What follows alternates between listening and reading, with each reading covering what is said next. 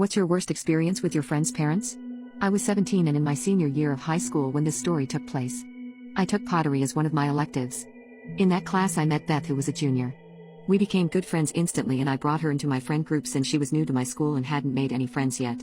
During my senior year, I was going through a lot. My mom and dad got divorced, my mom stopped her meds and had uncontrollable mood swings and anger outbursts. She brought in a new man soon after who was an absolute lunatic.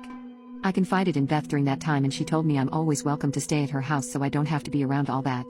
So almost every weekend I stayed over at her house. This means I was around her parents from time to time, but mainly her father since he worked from home in his office and her mom traveled a lot for work. Beth told me some pretty weird things about her parents. She said they were swingers and would occasionally bring home random couples to hook up with. She said she thought that was so gross and couldn't wait to move out. I got weird vibes from her parents almost instantly, but particularly the father, who I will call Joe for the remainder of the story. The first thing I noticed was how strangely he treated Beth. Like this one time, Beth and I were in the kitchen making something to eat and Joe came and started messing with her, almost like how two siblings fight with each other. He would get a spatula and playfully smack her with it and then she'd get annoyed and run after him. Or he'd poke her 1,000 times just to annoy her and then they pushed each other. I could tell Beth was genuinely annoyed with him and got so frustrated she yelled at him to stop, but he would just laugh it off like a kid. Maybe some won't find that strange, but to me it was just plain weird. Another huge red flag involving her father was the time Beth heard through the grapevine someone at school was talking shit behind her back. Her dad was so invested in the drama, and wanted to know everything going on. He made a literal kick account and told off the girl who was apparently talking crazy, saying horrible things to her. It was known that the girl was assaulted her freshman year of high school and Beth had told her father about that. When he was writing those messages, he literally told her that she deserved it. Beyond screwed up. That was such a red flag and I should have stopped going over there, but I was young and stupid. They also treated me like a daughter, and did a lot for me, so I felt like I was sorta obligated to keep going there. As more and more time went on that I stayed at her house, the weirder and creepier things got, and now he started shifting over to me. I remember it being May 2016 and Beth and her parents wanted to throw me a graduation party. Or should I say, Beth and her dad, because the mom was away on a business trip. They knew I was going through a lot and that this would cheer me up. I was so thankful that they were doing that for me. The day before the party, I had to go to the dentist and get one of my molars extracted. Beth's father said he could pick me up and just take me to their house after, since I would be staying overnight and having my party the next day.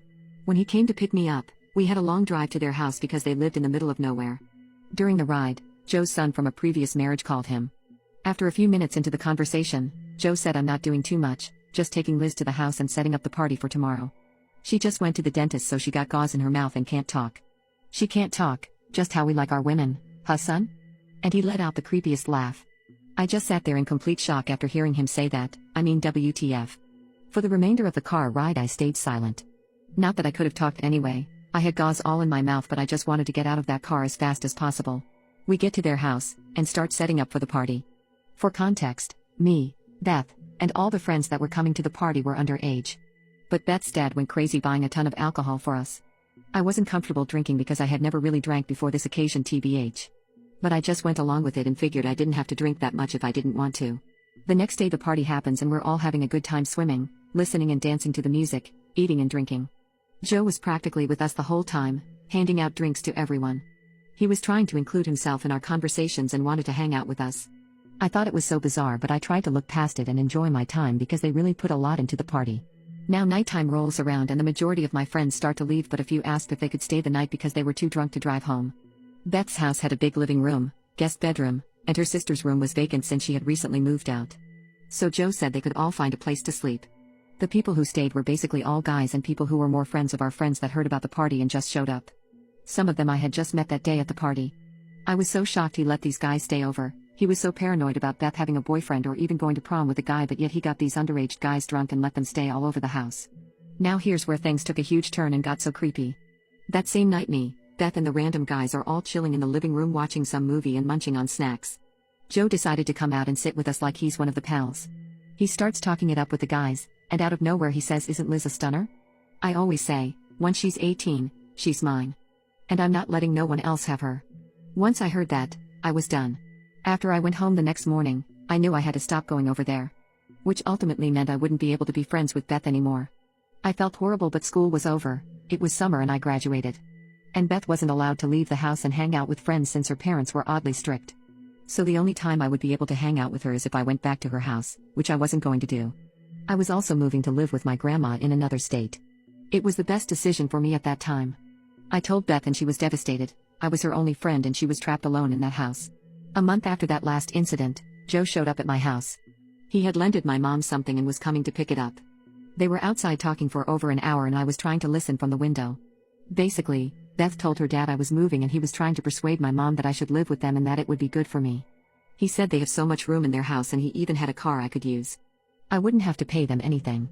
My mom, not knowing how creepy Joe is because I never told her, told him she would talk to me about it. I basically told my mom everything that happened with Joe and she was disgusted and told me not to go there. Who knows what would have happened if I stayed with them. Beth was going to be back in school since she was going into her senior year. Her mom was always away for work, which means I would have been alone with Joe, which absolutely terrifies me. This happened 5 years ago. The last time I heard from her was in 2017 after I had moved. Her sister texted me asking if I had heard from Beth. I said no and she basically told me that Beth left home and nobody could reach her. I tried calling and texting her but got no responses. They found Beth shortly after and when I asked if everything was okay, she said just some minor things had happened but she's okay now. She didn't go into detail about what was going on. Makes me wonder what happened for her to have to run away from home. I just hope she's okay now and out of that house.